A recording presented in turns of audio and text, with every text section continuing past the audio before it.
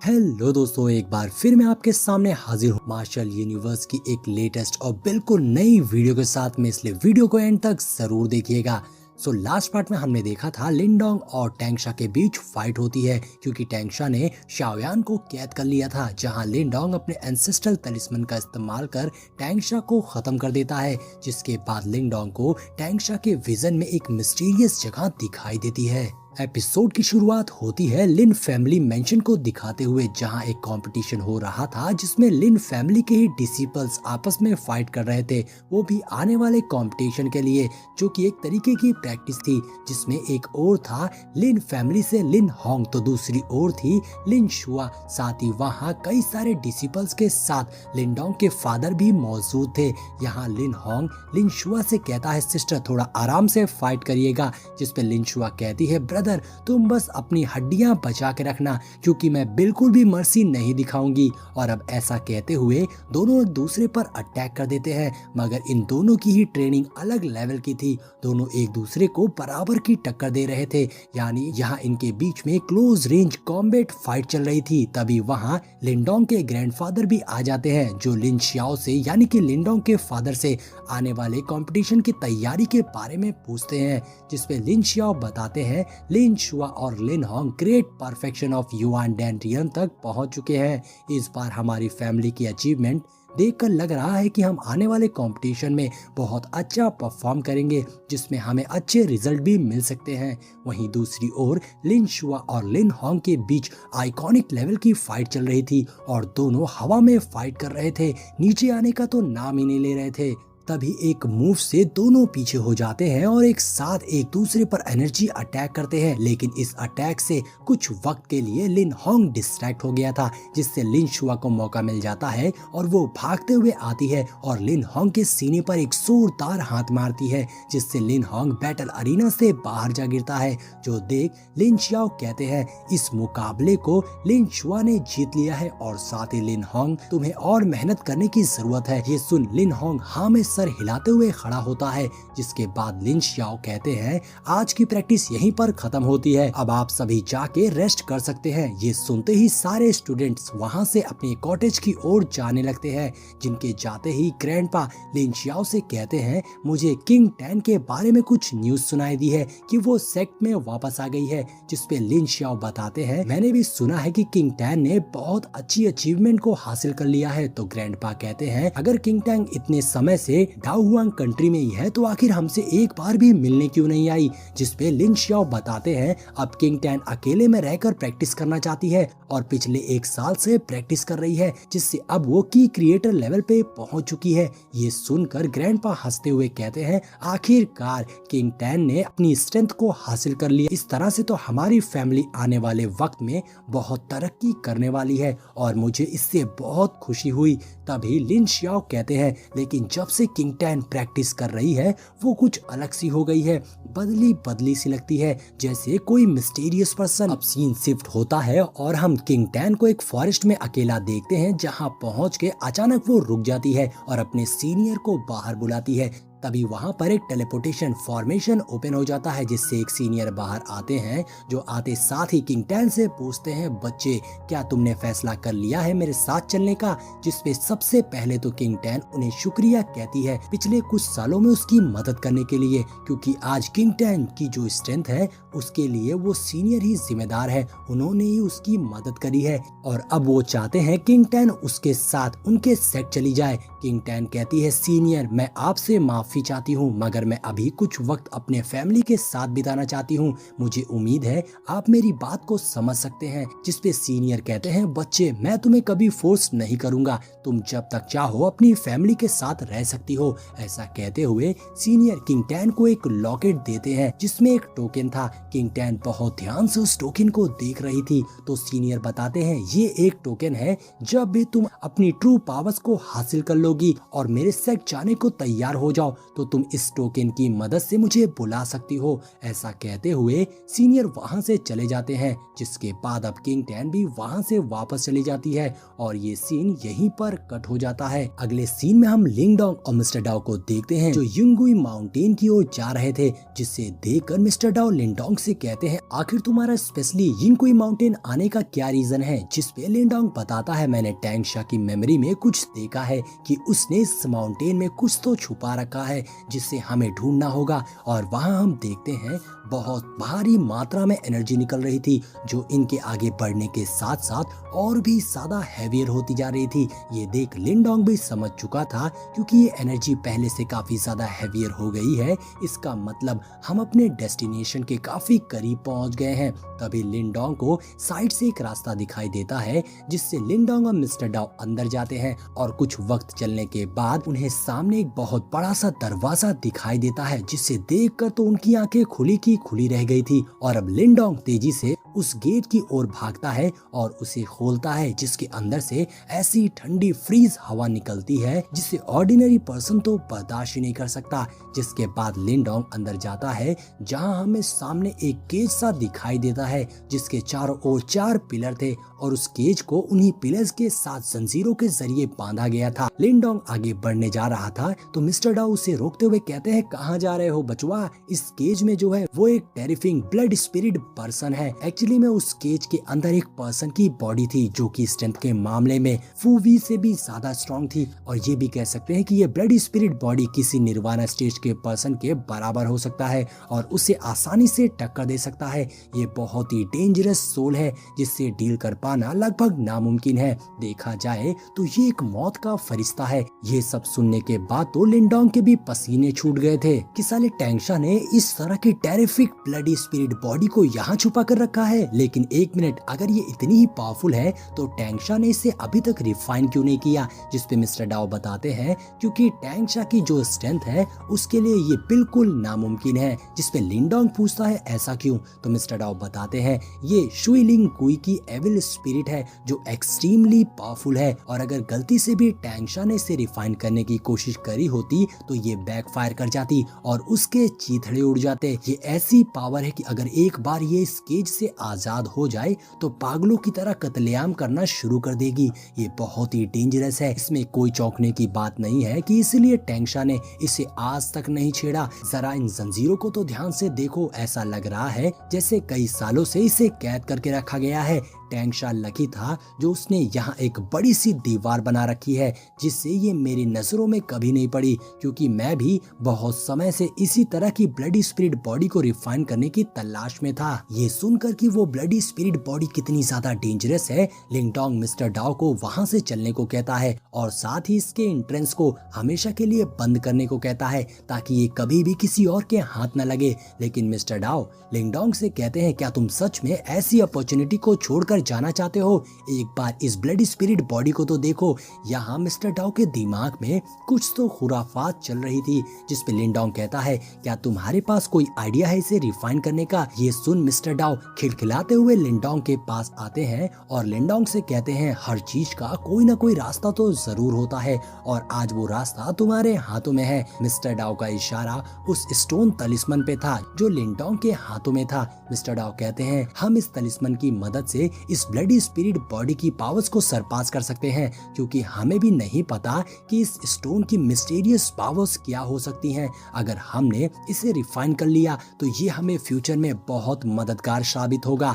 ये सुनकर लिंगडोंग मिस्टर डाओ से पूछता है क्या तुम श्योर हो कि हम इस ब्लडी स्पिरिट बॉडी को सील कर सकते हैं।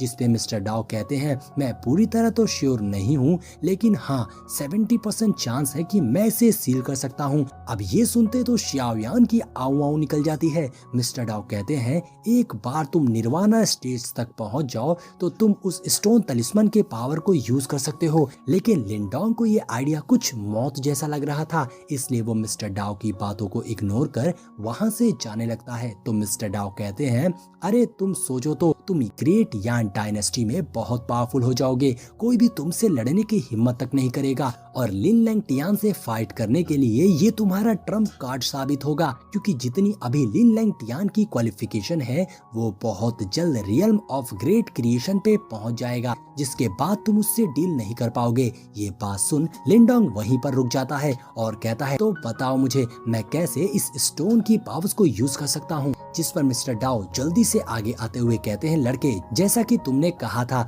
हर चीज में रिस्क तो होता ही है, तो ये भी कुछ इसी तरह है। लिंगडोंग कहता है, हाँ तो ठीक है, बताओ ना मैं इसे कैसे रिफाइन कर सकता हूँ, मैं इस स्टोन की पावर्स को कैसे एक्टिवेट करूँ। जिस पे मिस्टर डाओ लिंगडोंग के हाथों को देखते हुए कहते हैं, पहले तो तुम्हें इस स्टोन के 2 मेरिडियंस पर अपनी सारी पावर्स लगानी होगी, उसके बाद। ऐसा कहते हुए मिस्टर डाओ सोचने लगते हैं। अब मिस्टर डाओ का ऐसा कॉन्फिडेंस देखकर तो लिंगडोंग की फट गई थी। और अब हम कुछ वक्त बाद का सीन देखते हैं जहां मिस्टर डाओ लिंगडोंग से कहते हैं, जैसा मैंने तुमसे कहा था तुम वैसा ही करना, जैसे ही मैं ब्लडी स्पिरिट बॉडी को आजाद करूंगा तुम्हें उसे सील करना होगा। और साथ ही मिस्टर डाओ शाओयान को ब्लडी स्पिरिट बॉडी को डिस्ट्रैक्ट करने को कहते हैं, जिसके लिए शाओयान बिल्कुल तैयार था। अब मिस्टर डाओ अपने प्रोसेस को स्टार्ट करते हैं, जहां वो अपनी एनर्जी का यूज करते हुए उस सील को ओपन करने लगे थे, जिससे वहां की जंजीरें टूट जाती हैं और ब्लडी स्पिरिट बॉडी आजाद हो जाती है। और उसके आजाद होते ही उसकी आंखों में फायर जलने लगी थी और वो तुरंत ही लिंडोंग पर अटैक कर देती है, मगर लिंडोंग ने उसके अटैक को डॉज कर लिया था। तभी मिस्टर डाओ कहते हैं, तैयार हो जाओ। तो लिंडोंग तुरंत ही अपने स्टोन की पावर्स को एक्टिवेट करने लगता है। वहीं शाओयान भी तैयार था और अब वो ब्लडी स्पिरिट बॉडी बाहर आ गई थी, जो बहुत ही डेंजरस लग रही थी और उससे बहुत स्ट्रॉन्ग ऑरा निकल रहा था, जिसका सामना करने में लिंडोंग को बहुत मुश्किल हो रही थी। मिस्टर डाओ कहते हैं, लिंडोंग तैयार हो जाओ और मौके का फायदा उठाओ। तो लिंडोंग तुरंत ही अपने स्टोन तलिस्मन का इस्तेमाल करना शुरू कर देता है उसे सील करने के लिए, मगर ये क्या, अचानक ही उसका स्टोन डीएक्टिवेट हो गया था। वहीं दूसरी ओर ब्लडी स्पिरिट बॉडी जोरों से रोर करती है, जिससे किलिंग इंटेंट ऑरा निकल रहा था। लेकिन अब वो ब्लडी स्पिरिट बॉडी लिंडोंग पर हमला करने बढ़ती है, तो लिंडोंग उसे डॉज करते हुए उस पर अटैक करने लगता है, पर ब्लडी स्पिरिट बॉडी लिंडोंग के अटैक को डिस्ट्रॉय करते हुए लिंडोंग पावरफुल अटैक कर देती है। तो लिंडोंग भी अपनी great wildness divide the sea seal technique का इस्तेमाल करते हुए उसके अटैक को डिफेंस कर लेता है, लेकिन दोनों की पावर्स टकराने से वहां जबरदस्त ब्लास्ट होता है, जिससे दोनों ही पीछे हो गए थे।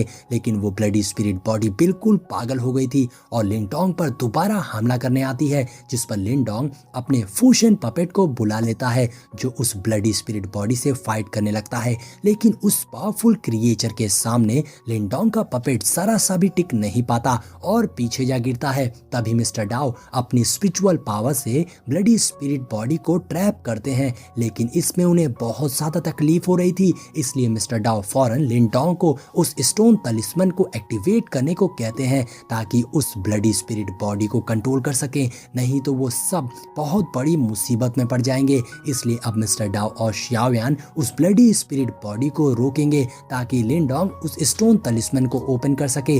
लेकिन तभी bloody spirit body mister Dao के स्पिरिचुअल ट्रैप से आजाद हो जाती है और तो और शाओयान भी ब्लडी स्पिरिट बॉडी पर अटैक कर देता है। शाओयान उस पर जबरदस्त फायरबॉल अटैक करता है, लेकिन ब्लडी स्पिरिट बॉडी अपनी ब्लड पावर का यूज करके बहुत ही आसानी से शाओयान के अटैक को रोक लेती है। अब ये देखकर मिस्टर डाओ भी ब्लडी स्पिरिट बॉडी पर अटैक कर देते हैं। अब यहाँ शाओयान और मिस्टर डाओ दोनों ही अपनी पावर से ब्लडी स्पिरिट बॉडी पर अटैक करके उसे रोकने की कोशिश कर रहे थे, लेकिन वो ब्लडी स्पिरिट बॉडी बहुत ही ज्यादा पावरफुल थी। वो अपनी पावर्स का यूज करके अटैक करे जा रही थी, जिससे वहां एक ब्लास्ट होता है और फॉग फैल जाती है। मिस्टर डाओ और शाओयान को लगता है कि शायद उन दोनों ने मिलकर ब्लडी स्पिरिट बॉडी को थोड़ा सा इंजर्ड कर दिया, लेकिन असल में ब्लडी स्पिरिट बॉडी ने मिस्टर डाओ और शाओयान के अटैक को डिस्ट्रॉय कर दिया था और इधर उन पर जम करके उन दोनों के सामने आ जाती है। अब ये देखकर मिस्टर डाओ भी समझ गए थे कि इस क्रिएचर को हरा पाना आसान नहीं होगा। दूसरी ओर अब लिंडोंग भी अपनी उस स्टोन तलिस्मन को एक्टिवेट करने की कोशिश कर रहा था, लेकिन अभी तक ये प्रोसेस कंप्लीट नहीं हो पाया था। तो मिस्टर डाओ शाओयान से कहते हैं, पता नहीं लिंडोंग को अभी कितना वक्त लगेगा उस स्टोन तलिस्मन को ओपन करने में, इसलिए हमें इस ब्लडी स्पिरिट बॉडी को कुछ और देर तक रोक के रखना होगा ताकि लिंडोंग को टाइम मिल सके। इसलिए मिस्टर डाओ और शाओयान एक साथ साथ ब्लडी स्पिरिट बॉडी पर अटैक कर देते हैं। दूसरी ओर लिन डोंग पूरा फोकस कर रहा था उस स्टोन तलिस्मन को ओपन करने का, मगर वो उस स्टोन तलिस्मन को ओपन करने में नाकाम रहता है। लिन डोंग कहता है भले ही मैं इसमें अपनी सारी एनर्जी क्यों ना इंजेक्ट कर दूं, फिर भी मैं इस स्टोन तलिस्मन को ओपन नहीं कर पाऊंगा, इसलिए मुझे कोई और दूसरा तरीका खोजना होगा। और अब लिन डोंग इधर उधर देखने लगता है, तभी उसको पीछे एविल चिल्स दिखती है, जिसे देखकर लिन डोंग के दिमाग की बत्ती जल जाती है। और दूसरी ओर मिस्टर डाओ और xiaoyan लगातार उस ब्लडी स्पिरिट बॉडी से फाइट कर रहे थे, जिसमें उन्हें बहुत ज्यादा तकलीफ हो रही थी। तभी मिस्टर डाओ लिन डोंग को देखता है जो उस एविल चिल पर चढ़ गया था। उसे ऐसा करता देख मिस्टर डाओ कहते हैं लड़के तुम क्या कर रहे हो। तो लिन डोंग उन्हें उस ब्लडी स्पिरिट बॉडी को कुछ और देर रोक कर रखने को कहता है। तभी वो ब्लडी स्पिरिट बॉडी xiaoyan को बुरी तरह जख्मी करके जमीन पर पटक देती है, जो देखकर मिस्टर डाओ भी घबरा गए थे, क्योंकि वो ब्लडी स्पिरिट बॉडी सामने आ गई थी। इसलिए अब मिस्टर डाओ लिन डोंग को जल्दी करने को कहते हैं और अपनी पावर्स एक्टिवेट करके उस ब्लडी स्पिरिट बॉडी पर अटैक कर देते हैं। इधर लिन डोंग ने अपनी एंसेस्ट्रल तलिस्मन की पावर को एक्टिवेट करके डिवोरिंग पावर्स का यूज कर दिया था, यानी लिन डोंग एंसेस्ट्रल तलिस्मन से उस स्टोन तलिस्मन को ओपन कर रहा था। इस प्रोसेस से वहां जबरदस्त एनर्जी रिलीज हो रही थी। दूसरी ओर उस ब्लडी स्पिरिट बॉडी से फाइट करने में मिस्टर डाओ की हालत खराब हो गई थी।